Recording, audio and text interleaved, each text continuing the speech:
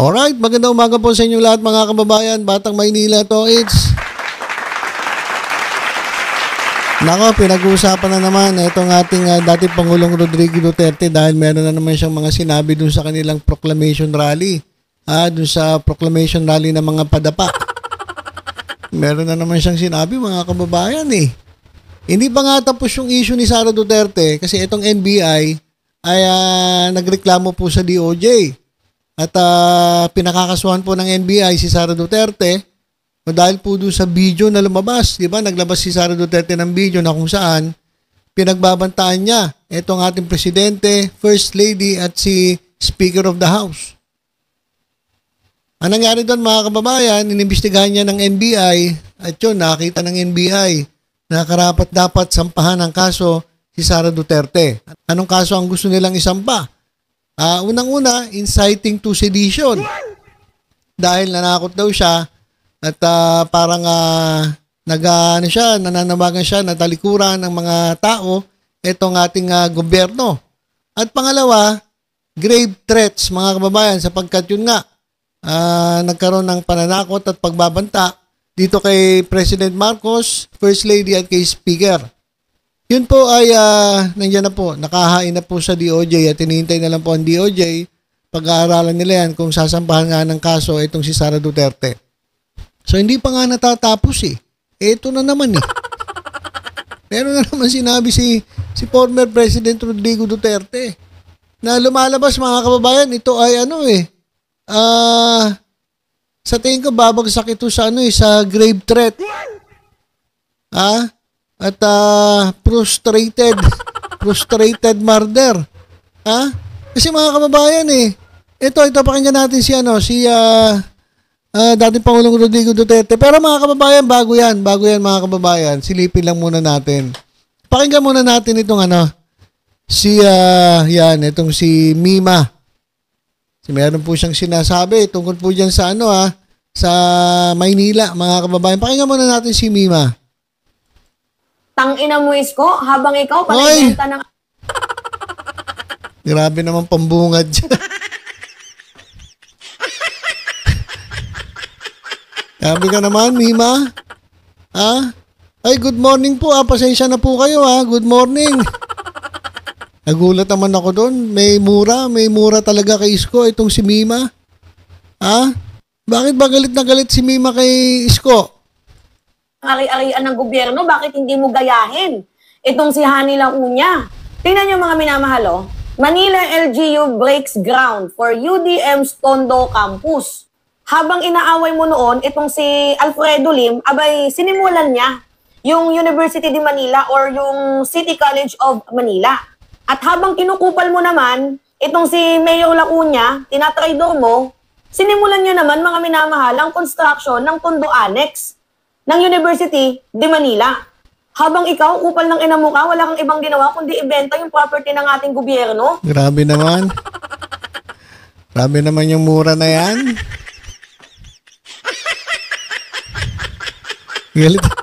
Parang galit na galit si Mima kay Isko Bakit? Speaking of, naaawa ka ba sa ating mga estudyante? So ngayon nga po mga minamahal, pag-usapan natin at kamustahin naman po natin yung PNB Building, City of College of Manila. Binenta mo, hindi mo ba alam kung ano yung kasaysayan yan? Meron akong babasahin ditong history, mga minamahal. Ayun, nagagalit si Mima kay Isko dahil may mga binenta daw siyang mga historical na mga assets yan po sa lungsod ng Maynila kaya nagagalit, kaya nagbumura. Grabe to. Grabe naman, Mima. Relax lang, relax. Nang nalalaman ni Isko Moreno kung gaano ba kalalim yung hugot ng City of College of Manila. Diyos ko, nagkakakulang-kulang na nga tayo sa mga paaralan tapos ikaw binenta mo pa? Anong klaseng pag-iisip ng isang alkalde yan? Tama ba yan? 1962, pakatandaan ninyo yung petsa mga minamahal. Yan po yung taon na binuo po yung building na yan po ay ginagamit noon ng Philippine National Bank. Fast forward tayo from 1962 to April 26, 1995.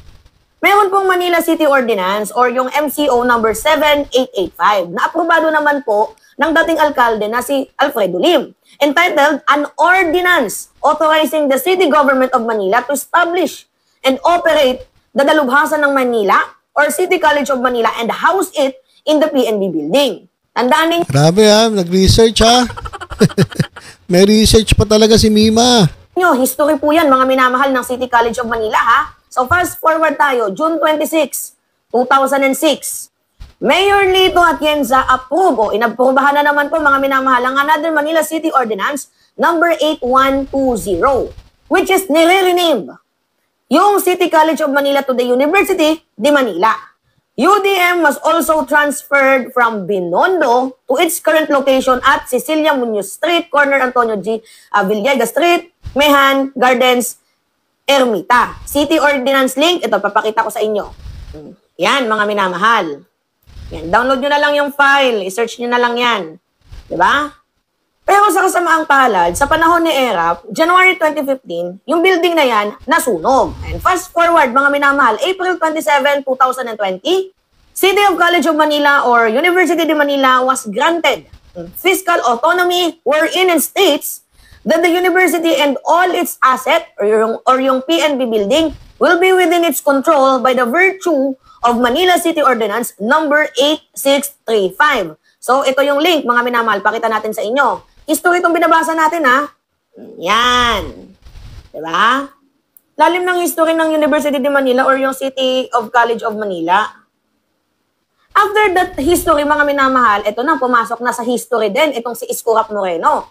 Agosto 4, 2020, panahon ng pandemonyo, I think. Binenta ni Isko, mga minamahal, ang PNB building sa Silangan Dagat Holding Corporation. Imagine nyo na, habang kulang-kulang tayo ng eskwelahan, itong si Isko Rap Moreno, talagang trippings din, binibenta yung ari-arian ng gobyerno. Imagine nyo pwedeng pagtayuan yung mga lupang ibinenta ni Isko Moreno. Pero ano yung ginawa niya? Imbis na maawa sa ating mga estudyante, abay, mas inuna yung sariling personal na interest. Kapag public servant ka, unang-una na kinakamusta mo dyan, pangkabuhayan, edukasyon, kinang-inang kalusugan. Kasi as a taxpayer, tax ng ina mo ka, nagbabayad kami. 'Di ba? Sinuswelduhan ka namin. Dapat sana yung pagiging public servant mo, inaayos mo. 'Di ba? Tax ng ina ka. Kaya nga sabi ko sa inyo mga minamahal, buti pa nga itong kahit papaano, itong self-redolim, na dating inaaway ni Isko Rap Moreno, sinimulan yung pagtatayo ng University de Manila or yung City College of Manila. Habang ito namang naging tandem niya, mga minamahal, itong si Hani Lacuna, na imbis na mag-partner na lang sila, magtulungan na lang sila, kinupal naman ni Isko Moreno. Alam niyo, ito lang yung napapansin ko, no? Lahat ng mga nagiging kapares ni Isko Moreno, lahat inaaway niya. Tax ng ina mo ka, no? Lahat inaaway mo, nagbe-benefits ka din naman sa mga taong yan. Biruin mo si Lacuna, inaaway niya without knowing na itong si Hani Lacuna, isinisimulan niya ang construction ng Tondo Annex City, Tondo Annex ng University de Manila. Sorry. Di ba, imagine habang sila tayo ng eskwelahan, ikaw naman, benta ng benta. Kaya dyan sa mga taga-Divisoria, sa City of Manila, lahat, masasakop ng Manila, mag-isip kayo. Pag si Isko yung binoto ninyo, disgrasya nga abutin ninyo. Baka pati yung clock tower dyan, ibenta pa ni Isko Rap Moreno. Kaya isip-isip din, mga minamahal. So, mahalagang paalala lang po yan para sa mga botante ngayong darating na halalan. Anyway, yun lamang po. Ingat, mga kababayan. Okay, so yan po. Naku po. Tinatad ng mura ni Mima. Ayan nakasulat dito mga kababayan, tax ng ina mo, Isko. Tax ng ina mo, Isko. Binabasa ko lang mga kababayan. So yan po yung issue ng benta-benta dyan sa lungsod ng Maynila. So hindi lang tayo nakakapansin. Marami na pong ibang vloggers ang nakaalam ng katotohanan na nangyari dyan po sa lungsod ng Maynila at isa na po ito si Mima. Alright, so balik tayo mga kababayan. Balik tayo kay Duterte. Doon sa mga pinagsasabi niya dyan sa kanilang padapa rally mga kababayan. Marami kasi sila. Ano dapat ang gawin natin? Teka. Marami kasi sila. Ano dapat ang gawin natin? Yung marami mga kababayan, yung sinasabi niya, yung mga senators. Kasi di ba kinakampanya niya yung kanyang mga padapa senators. Pero yung kanyang mga padapa senators ay lagi pong nasa ilalim. Hindi po pumapasok sa top 12. Ang tanging pumapasok sa top 12 ay itong si Bongo. So the rest nung kanyang team suka, mga kababayan, hindi po talaga mapasok sa top 12. Ito, pakinggan ninyo kung ano sasabihin nito para sila makapasok doon sa top 12. Anong gagawin daw? Di, patayin natin yung mga senador ngayon para mabakante. Ayan mga kababayan, gurgurin daw. Yung mga senators, para mabakante yung mga posisyon. Kasi nga, mismo si Dating Pangulong Rodrigo Duterte, alam niya ang sitwasyon. Alam niya na wala silang pag-asa. Alam niya na talagang may hirapan silang pumasok dyan po sa top 12, dyan po sa Senate race ngayong 2025 midterm elections. Alam niya. Saka alam niya mismo sa sarili niya na walang panama ang kanyang mga kandidato. Kaya sabi niya, gurguri na lang daw niya yung mga senators dyan para mabakante.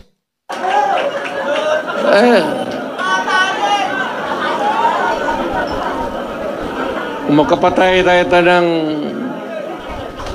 mga 15 na senador, pasok na tayo lahat. Pero kawawa naman. Pero nakakainis kasi hindi naman lahat. Pero, sabi nga, talking of opportunities, the only way to do it is to pasabugin na lang natin yung Okay, so yun po yung sinabi ni Digong. At dahil dito mga kababayan, sari-sari po ang reaksyon ng ating mga kababayan. Kasi nga po, tingin ko kaya siya nakakapagsalita ng ganyan. Kasi desperado na sila mga kababayan eh. Desperate moves na yun eh. No, yung sinasabi niya, na para lang sila makapasok, kinakailangan nilang gurgurin yung mga nandun sa taas. Mukha namang biro. Pero hindi mga kababayan Coming from a former president. Hindi ka dapat nagsasalita ng ganyan kasi hindi naman lahat ng nakikinig sa'yo iniisip yung sinasabi mo, biro lang Marami dyan yung talaga mga panatiko mo. Talagang kung ano sabihin mo, gagawin nila Di ba? Ayun yung nakakatakot. Nagsasalita ka ng ganyan, sa'yo sa sarili mo pabiro, pero doon sa mga nakikinig sa'yo, sa mga panatiko mo, doon sa mga talagang bilib na bilib sa'yo, maniniwala sila at pwede nilang planuhin yung sinasabi mo. Di ba? So ito po ay panibago na namang dagdag na naman sa kaso. Malamang ito na naman ay pag-uusapan at ito po ay mabibilang sa grave threats. Pagbabanta na naman ito mga kababayan sabihin nila, wala yun, joke lang yun, hindi naman na ginawa Pero yun nga yung grave threat Ang grave threat mga kababayan, sinabi mo, kahit hindi mo pa ginagawa, kapag sinabi mo, grave threat na yun. Ganon din yung kay Sara Duterte. So, talaga mag-ama. Etong dalawa. Basahin lang natin ilang komento ng ating mga kababayan dito. Ito. Sabi rito, sigurado pa talaga na sinabi yan, man, fiscal at lawyer yan sa palagay ba, magsasabi ng ganyan. Nagsabi nga Ito naman si Dada Dada. Hindi ka kasi nanood. Kung panonoorin mo pinlay ko na nga yung video, sinabi niya. Sinabi niya. Ito naman, nag-comment, di naman napanood. Wag mo rin siguro pwede marinig sa kanya, pero harapan sa public sabihin niya na I don't think so. Panoorin mo kasi, Dada Garcia. Panoorin mo yung video. Para at least, kasi huli ka na pala sa balita. Pinag-uusapan na nga yun, di mo pa pala alam na sinabi. Utak pulbura pero mas malaki ang pananagutan dyan ng mga taong patuloy pa rin na sumusuporta sa pamilyang ito. Ayan Ang dami pa rin talagang naniniwala dito. Mabuhay daw ang maisog may mga nagsasabi naman na buwang na talaga. Ayan mga kababayan may sayad na nga, ang iniisip ay kapapahamak ng iba. May nagtatanong, epekto ba ng droga yan? Kasi alam naman natin, ito si Tatay Digong ay nag-fentanyl. Ito po ay pain reliever na kapag tinake mo, medyo mahay ka. Ayun ang epekto ng fentanyl. Ewan ko lang kung epekto ng fentanyl yan. Pero Alam niyo mga kababayan, para sa akin kasi, yung sinabi ni Duterte, ito ang sinyales ang nagpapatunay na sila ay desperado na. At alam mismo ni dating Pangulong Rodrigo Duterte na wala silang pag-asang manalo. Alam nila na, alam niya na malabo pa sa sabaw ng pusit na manalo yung karamihan dyan sa kanyang mga kandidato. Kasi kinakailangan niyang manalo lahat eh. Bakit? Para maprotektahan si Sara Duterte, para hindi ma-impeach si Sara Duterte. Kaya yung pinipilit nila di ba? Yun yung panawagan ng ibang mga kandidato dyan eh. Kung hindi nyo kami biboto lahat, sigurado ma-impeach si Sara. So, hindi ginagamit ngayon nila si Sara Duterte. Hindi nyo naman magugoyo ang taong bayan eh.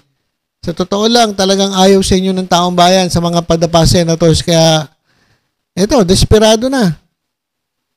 At kung kinakailangan manggurgur, gagawin nila para lang manalo. So yan mga kababayan, mukhang tagilid na naman. Etong statement ni dating Pangulong Rodrigo Duterte at malamang meron na namang kasong padating dito sa dating presidente. Okay, so ilang po muna mga kababayan. Tutok-tutok lang dito sa Batang Manila Toy sa iba pang updates. Ingat po tayong lahat. God bless po.